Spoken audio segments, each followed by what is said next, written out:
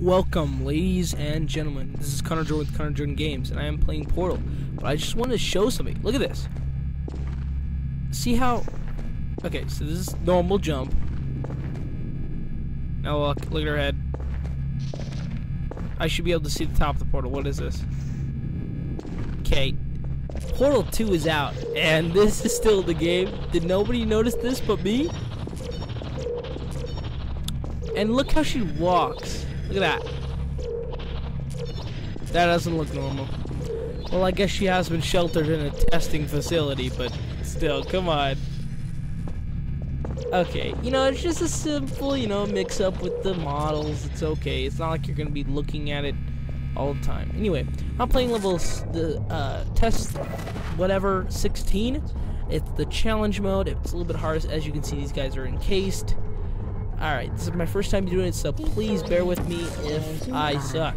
Okay, get through here. Anyway, but just looking at yourself walking through, I think that's why so many people play this game, because it's open to everybody. Everybody wants a portal gun, and it's like, it makes everybody imagine the possibilities, with a portal gun, and you get to kind of explore that in this game. And that's why I think, even if you don't own Portal, okay, Portal 2's out. Even if you don't own Portal 1, if you want to, know the lore, you can get Portal 1. But everything you want, if you don't care about lore, is in Portal 2. So you might as well just get Portal 2. But, I'm not just saying, hey, don't give Portal 1 some love, but it is still a really good game. Like, I'm not gonna review Portal 2 just yet because I haven't gotten it yet, but it did come out today. So, sorry, kind of rambling. But anyway, a lot of people ask me, Connor, why is this game so successful? Why has Valve made so much money? Well, the thing is, Valve thinks out the box. Like, they're the first to think of, well, like, I'm sure people have thought of doing this, but they haven't thought about how to do it. And Valve has put that on the table, introduced all of these cool mechanics, and which intrigues people and makes people want more. And so that's why they're doing so good. Now, I'm sure there's other reasons, they're not just good thinkers. And they always come up with good story plots, like, come on, Half-Life 2, Half-Life. The whole story behind the aliens and how they just think ahead. Like, what would the army do if that happened? They would blame the scientists. That's easy, simple thing. They would find somebody to blame. And they've already gone ahead and thought about all the consequences, which I thought was very intriguing. And a lot of people do that. I'm not just saying, oh, Valve only does that. No, I'm saying, I'm answering people's questions when they ask, why is Valve so successful? And that's why. Now, okay, now let's answer it. Is Portal for you? Who isn't it for? There's a couple of people that it's not for. Some people don't like puzzle games. And this has a lot of puzzles. You have to think out of the box. Like right here, I'm trying to grab all these boxes because in this next room there's like 3 turrets. And so what I'm gonna do is I'm gonna try and build a barricade. It'll probably take forever though. But that's what I'm gonna try and do. If you want to be, ridiculously pro at this game, you gotta think out of the box. You gotta not be confined by society's rules, you know what I mean? So, I'm gonna head and try, and you guys will see how I think, I guess. My little brother, he kind of zooms through this, but I vaguely remember how he did it, so I'm just gonna do it my way. But anyway, so yeah, Portal 2 is out. Let's talk a little bit about that. I played a little bit of it. I played the beginning on my friend's computer, and what drew me in was the first look. The first look, you're in this nice, good-looking hotel, and it's just like, it feels so at home. It feels like it connects to you, you know what I mean? You get this feeling of suspicion and welcoming. And the whole Aperture Science thing, it kind of like, it makes you raise an eyebrow. I mean, it makes you question, why are you here, you know? It adds mystery, and that's what I love about Portal 2. Right off the bat, you're hooked. You've got that mystery to lead you on, and all the basic stuff that, you know, a video game needs to succeed.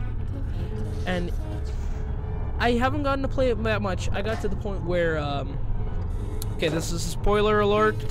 If you do not want to hear the spoiler, stop this video. Skip ahead. Anyway, I got to the point where the blue eyeball dude, he leads you to GLaDOS. GLaDOS activates, picks you up, and then breaks him and tosses him. So far, that's it for him, for me. I don't know what happens next. Please do not spoil it for me. Well, you can post in the comments. I'm not going to read them. Well, actually, you know, I'll read them. I'll spoil myself. Anyway. And that put a sadness to me. It made me want to continue. It made me want to find out what happens to him next. And that's why Portal 2 is so good. That's why it better be Game of the Year, because they did all of the right things, all the key elements to hook somebody onto a storyline. You know, and not a lot of not a lot of indie games do that. They think of great ideas, but they don't hook them with a story or good gameplay, and so that's why, you know, I want to step in and say my say with video games nowadays. Because, you know, everybody reviews differently, and yeah, there's a lot of game reviewers out there, but none of them are like me, you know? I'm not trying to be, full of myself, but, you know, like, if you want, a good gameplay with a nice commentary, you know, Cynical Brit, he's very good at what am I being shot at? What a jerk. Anyway, he's very good at commentating, and he's very enjoying to listen to, you know. Some people might not like listening to him, but I personally love his accent, and he just has good advice on games. And yeah, he's not the best at puzzle games, but all in all, he's still a good game reviewer. Like, most of his reviews, he first out checks the options. He sees if the game has options to, you know, go over and set the controls how you want them. And that's why a couple other games are successful, because they give you the options. But, you know, some games you don't want too many options, otherwise you feel overwhelmed, and it's not very good. So, if some people might ask, you know, why are you reviewing games, that's just my little answer. But another thing I noticed, as you guys may notice on the boxes, the bullet holes are disappearing. Like, as they keep on shooting, the bullet holes are, like, going away.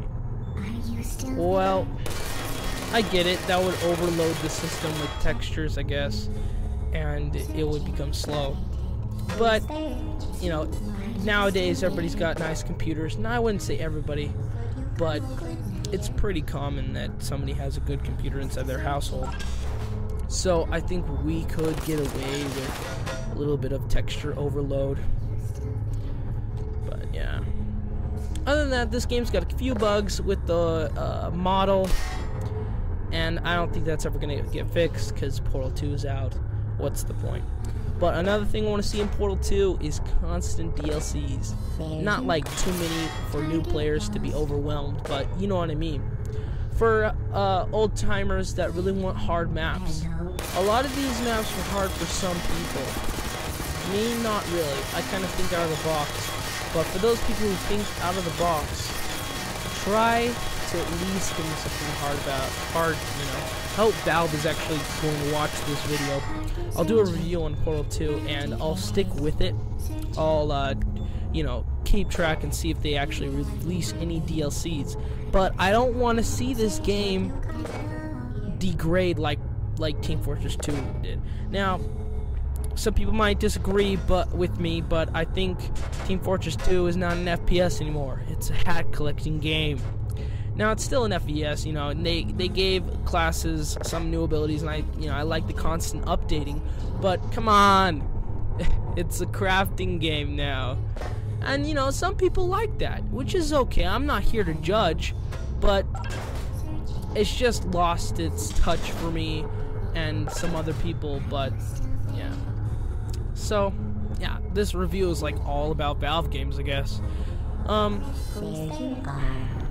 If you haven't played Half-Life, I would suggest going out and buying it. It's very cheap, and even the expansions, Opposing Force and Blue Shift, are very cheap on Steam, and it gives you a bit more lore. And I think my brother told me that you get more Half-Life 2 lore. I am not for sure on this. Please do not call me out. But my little brother said that you get more lore on Borealis, some part of Portal 2.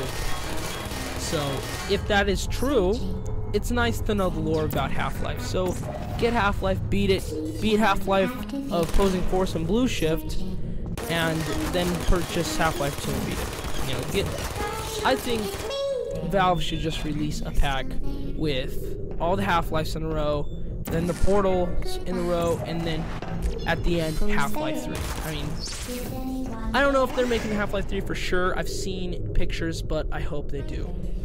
Anyway, I've been Connor Jordan with Connor Jordan Games, and you just watched me review Portal.